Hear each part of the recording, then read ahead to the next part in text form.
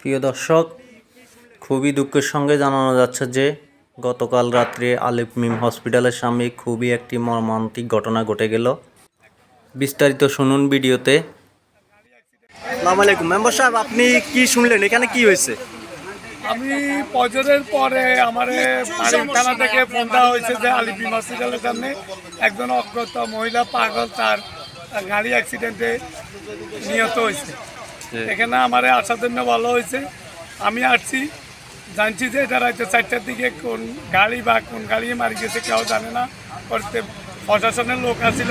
আমরা এটা আমি নিজে দায়িত্ব নিয়ে সুরতালের জন্য লক্ষ্মীপুর পাঠায়া এবং কাশিম ভাইয়ের জায়গা দিব, এই হিসাবে আমরা সামাজিকভাবে দাফন করার সিদ্ধান্ত নিচ্ছি জোরের পর।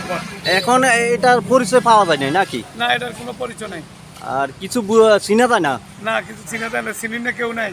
ও, কেউ চিনতে পারে না? না, আমি ওই সকালবেলা ঘুমিয়েছিলাম। আমার ওই জননী টেলাছে যে কি বললো যে কাশেম একজন লাশ পাওয়া গেছে, তো ওনার একটু ওই যে প্রশাসনের লোকজন আছে, পুলিশ হাইওয়ে পুলিশ টুলিশ আছে, এখন ওই দাফনের জায়গার সমস্যা।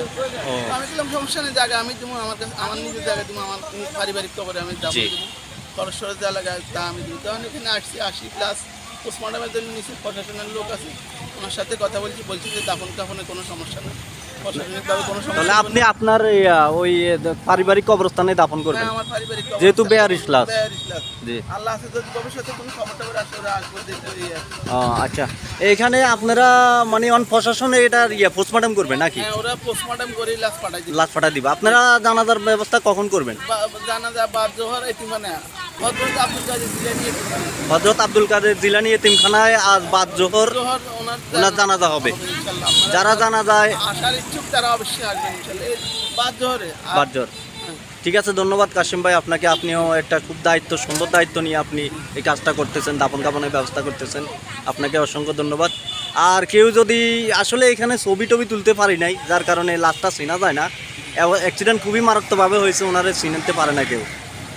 যাক, তো সব আপনি গাড়িতে উঠাই নিয়ে গেছেন? জি জি, ঠিক আছে। এই যে এখন প্রশাসনের পুলিশ আসছে, ওনারা করতেছে, ওনারা তদন্ত করবে। ওই সামনে ওই যে লাশের গাড়ি দেখতেছেন, টাকে লাশ নিয়ে যাচ্ছে টাকে করে।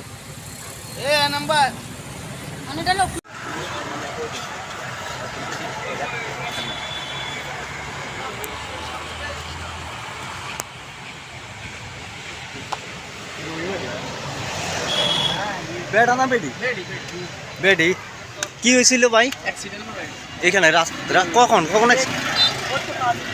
কখন অ্যাক্সিডেন্টটা হয়েছে বলতে পারি না। রাত্রে না সকালে? লাশ এখানে পড়েছে। লাশ কোন জায়গায় পড়িয়াছিল? ওইখানে না?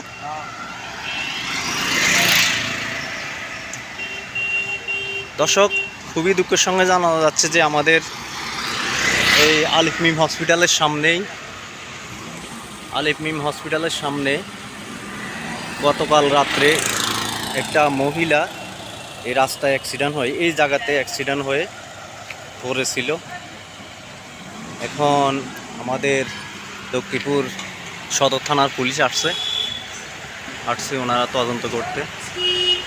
মহিলার পরিচয় এখনও যত সম্ভব শনাক্ত করা যায়নি।